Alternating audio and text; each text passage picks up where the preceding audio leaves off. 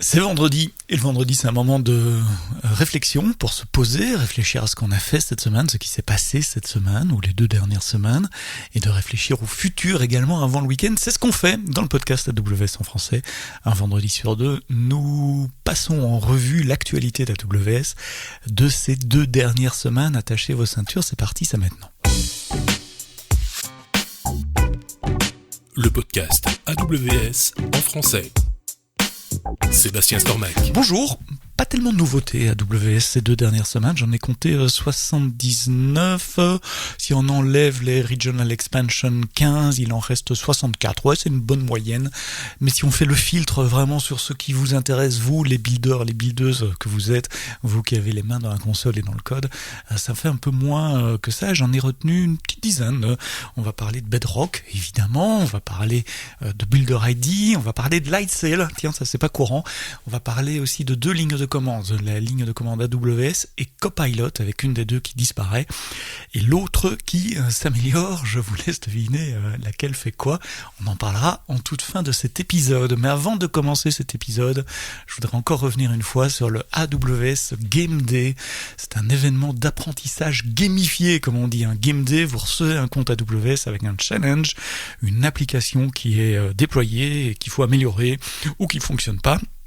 Et chaque minute compte, chaque étape que vous passez vous fait gagner des points, et vous faites ça à plusieurs, évidemment, dans une équipe, mais plusieurs équipes ensemble, à celle qui va le plus vite et qui collecte le plus de points, avec un dashboard et tout, un leaderboard. Donc c'est pour ça qu'on appelle ça un Game Day. Et il se trouve que cette semaine, le 17 mars, que je ne dise pas de bêtises, c'est mardi prochain, le 17 mars, à 6h, heure d'Europe, heure d'Amsterdam, de Bruxelles, de Paris, il va y avoir le plus gros Game Day de l'histoire d'AWS parce que beaucoup de user groups européens se mettent ensemble. Il y a 53 user groups européens qui se mettent ensemble pour faire un Game Day. Chaque user group aura plusieurs équipes, donc je sais pas combien il y a d'équipes au total, mais enfin bien plus que 100. Alors ça va de l'Europe tout au bout à l'est, jusque tout au bout à l'ouest en Angleterre, jusque tout au nord Finlande, Norvège, et c'est tout pour le nord, jusqu'au sud de l'Espagne, au sud de l'Italie et de la Grèce et même Istanbul. Je vous mets le lien, c'est awsgameday.eu. Si vous êtes user group leader, c'est peut-être un peu tard pour se joindre parce qu'il y a déjà eu les dry runs, etc.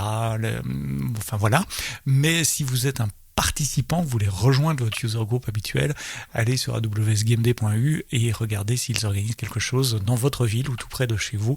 Le mardi 17 mars, je l'ai déjà dit la fois passée, mais si on zoome sur la partie francophone qui nous regarde, nous serons en Belgique, au user group à Bruxelles, je crois, j'espère que je ne dis pas de bêtises, à Lille, à Paris, à Poitiers, à Grenoble, à Genève et à Lausanne. Ça, c'est pour la francophonie.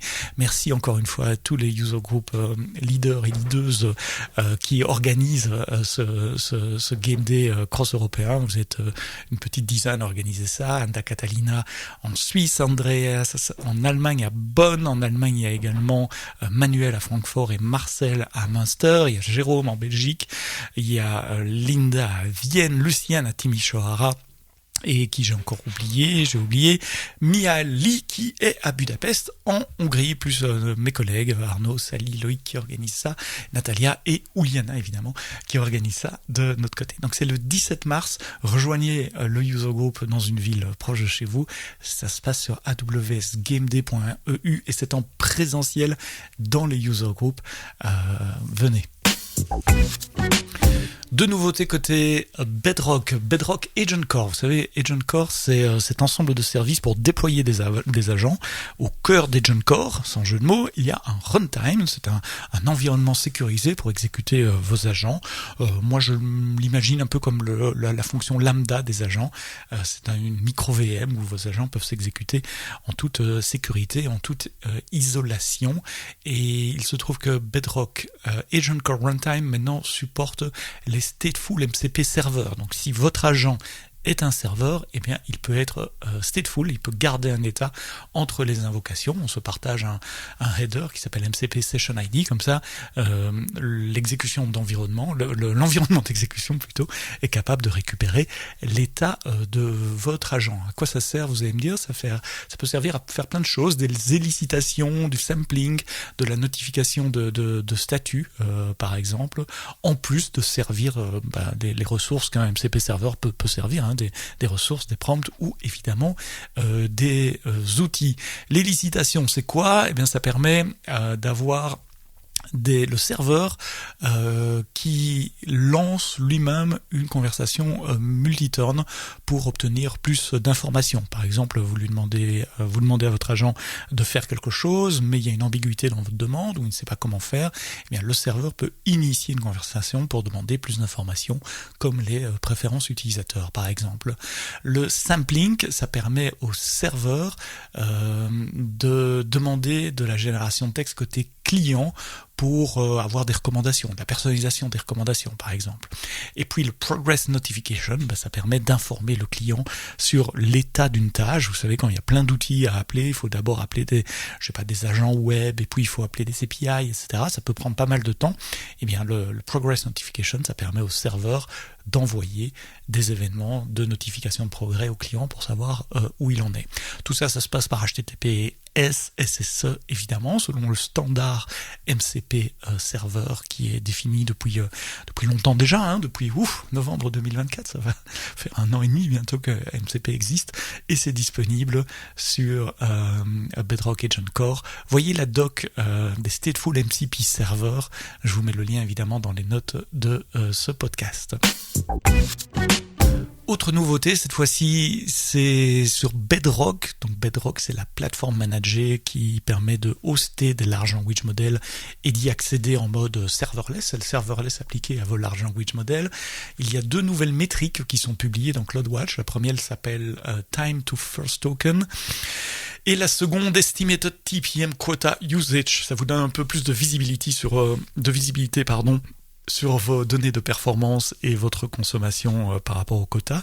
Donc la première, Time to First Token, ça mesure la latence entre le moment où la requête arrive et le moment où le premier token est émis. Donc si vous avez des SLA par rapport à vos clients par exemple, eh bien ça vous permet de mettre des alertes ou en tout cas de monitorer l'évolution de la latence pour recevoir le premier token.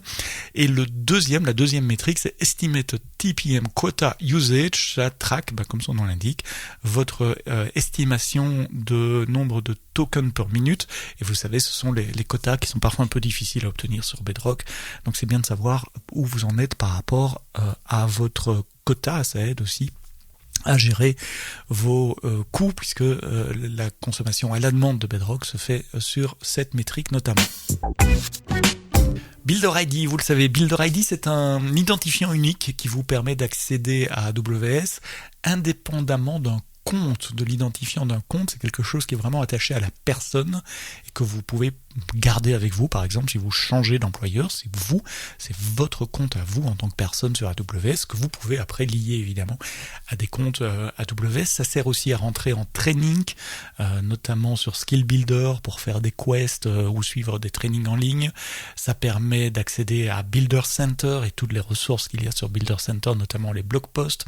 Ça permet d'accéder à la certification. Ça permet d'accéder à Kiro. Si vous vous connectez avec Kiro, vous vous connectez avec un Builder ID.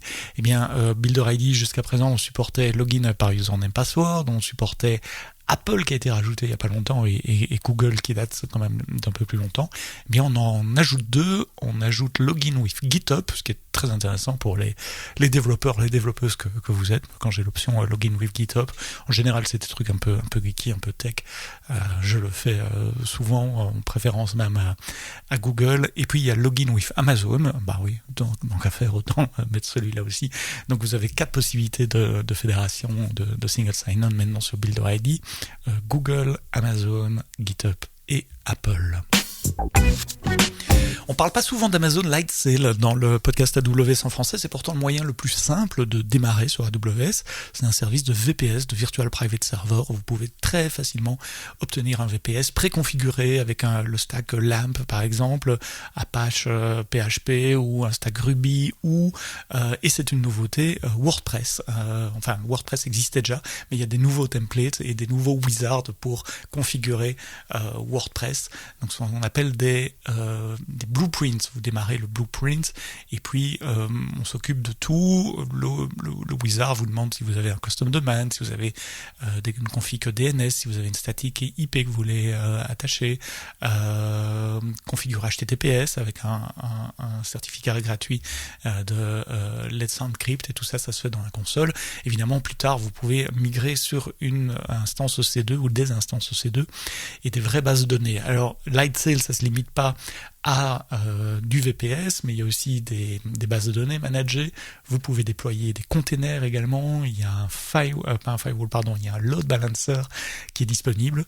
Tout ça a un prix fixe par mois, donc c'est super prévisible, pas de surprise. C'est très très simple pour démarrer sur AWS. Quand on me dit que c'est compliqué de démarrer sur AWS, souvent je pointe vers Lightsail.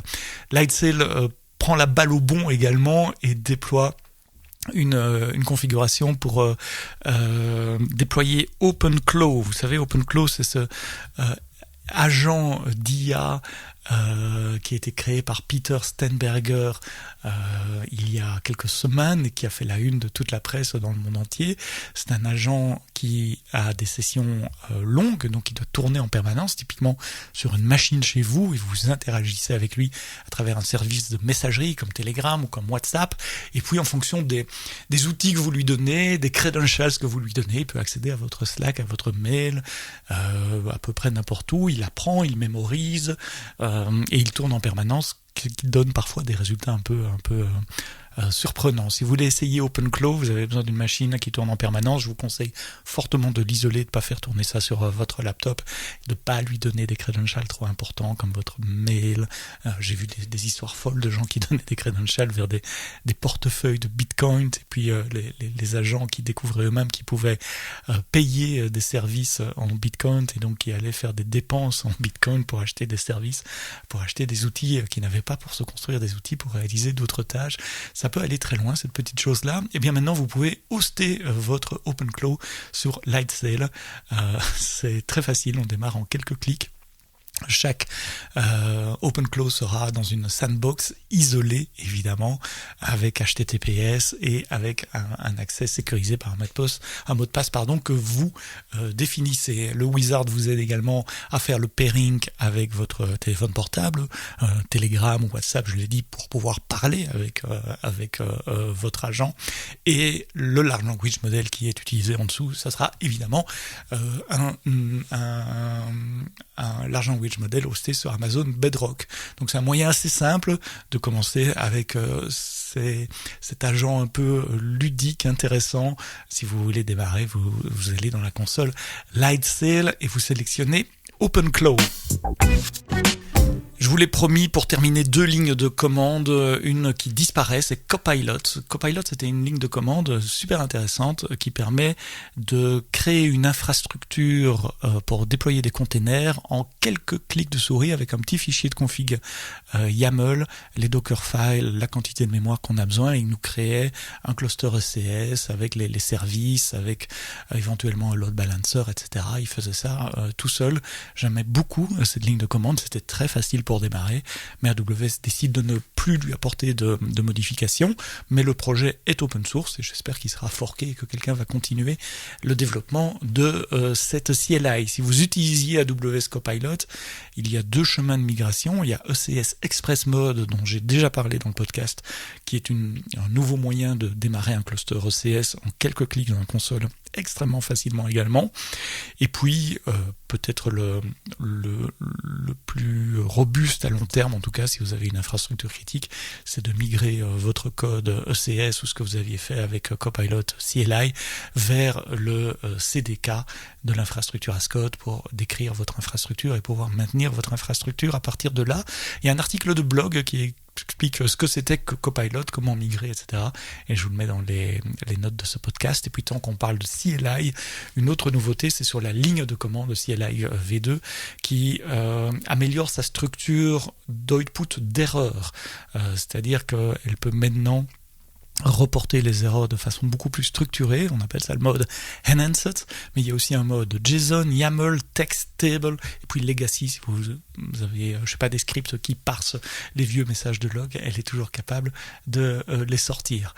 À quoi ça sert, vous allez me dire, je sens l'IA là derrière, s'il y a des messages d'erreurs plus structurés en JSON, en YAML, ça sera peut-être plus facile à parser, à comprendre pour les agents d'IA qui l'utilisent, et donc c'est une bonne chose pour donner la AWS CLI, la ligne de commande AWS, en guise d'outil à nos agents d'IA.